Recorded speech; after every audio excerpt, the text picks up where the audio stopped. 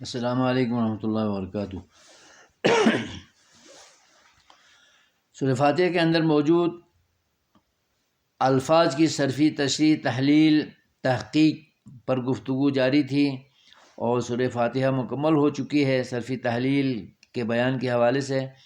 اور سورہ فاتحہ جب مکمل ہو تو آمین کہنا یہ مسنون طریقہ ہے اللہ سے قبولیت چاہنے کے لیے، استجابت اور اجابت چاہنے کے لیے، منظوری چاہنے کے لیے، دعا کی قبولیت کے لیے آمین کے الفاظ کہنا اللہ کو بڑا محبوب ہے، اور اللہ سے منظوری لینے کے لیے یہ الفاظ کہنا مسنون اور صحیح طریقہ کار ہے۔ تو سورہ فاتحہ کا آمین حصہ تو نہیں ہے، 7 آیتوں میں شامل تو نہیں ہے، لیکن چونکہ سورہ فاتحہ اللہ کی حمد و ثنا تقدیس پر مشتمل، پھر عبادت و استعانت کے حوالے سے اللہ کو عہد دینے کے سے وابستہ ہے، پھر آخر میں دعائیہ الفاظ شامل ہے، ہدایت چاہنا اور ہدایت سے منحرف لوگوں کے رویے سے، روش سے، طریقہ کار سے، ان کی بدعمالی سے بچنے کے لیے بچاؤ چاہنے کا تذکرہ بھی اس میں ہے۔ تو آخر میں آمین کہنے سے اللہ رب العالمین دعا کی قبولیت انسان کو عطا کرتا ہے، مانگنے والے کو عطا کرتا ہے اور حاجات پوری کرتا ہے۔ تو یہ اللہ کی طرف سے قبولیت لینے کے لیے آمین کے الفاظ کہنا یہ بہترین طریقہ ہے۔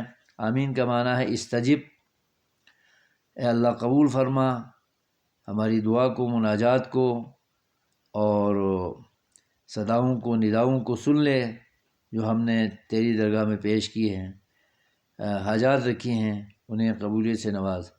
تو یہ اسم فعل امر کا صیغہ ہے، یعنی آمین ہے لفظ تو اسم ہے، اور فعل امر کے معنی میں اس کو عرب استعمال کرتے ہیں، اس لیے اس حوالے سے جاننا بھی ضروری ہے۔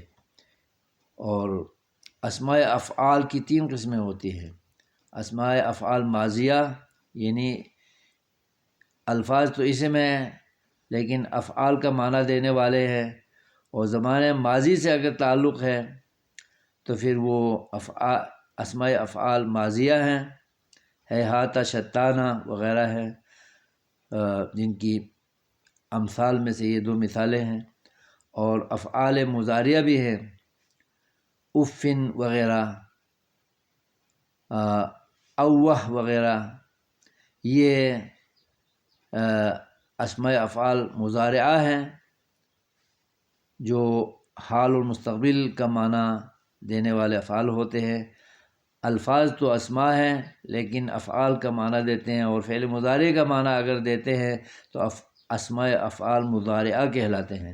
اور تیسری قسم ہے اسماء افعال امریہ، یعنی الفاظ تو اسم ہے لیکن فعل کا معنی دیتے ہیں، اور فعل بھی امر کا یعنی حکمیہ معنی رکھنے والے الفاظ ہیں، مخاطب کو حکم کرتے ہوئے، التماس کرتے ہوئے، درخواست کرتے ہوئے الفاظ جو کہے جاتے ہیں تو اس کو اسماء افعال امریہ کہتے ہیں۔ اسی سے آمین ہے، اور دیگر بہت سارے الفاظ ہیں جو اسم ہونے کے باوجود فعل کا معنی دیتے ہیں، اور فعل بھی فعل امر حاضر کا معنی دینے والے الفاظ ہیں، جن میں سے آمین بھی ایک لفظ ہے۔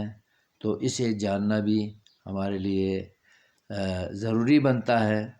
عربی زبان کو سیکھنے کے حوالے سے، نصوص شرعیہ، کتاب و سنت کو سمجھنے کے اعتبار سے یعنی بڑی اہمیت کا حامل موضوع ہے۔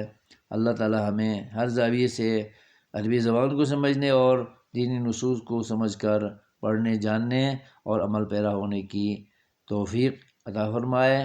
آمین۔ والسلام علیکم ورحمۃ اللہ وبرکاتہ۔